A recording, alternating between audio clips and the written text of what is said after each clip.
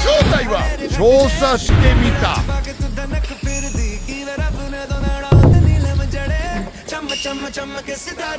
あそこの中に大きなエアコンが入ってて、そうした空気を温かくしたり冷たくしたりして、ダクトの中通ってきて、外に出る。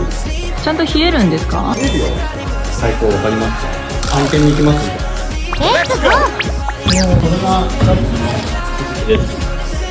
へえ。で、ここからこういうふうに下とかちょんちょんちょんと出てきて、そこから風が熱帯空気を個別で今つけてるんですけど、個別がなかったっていう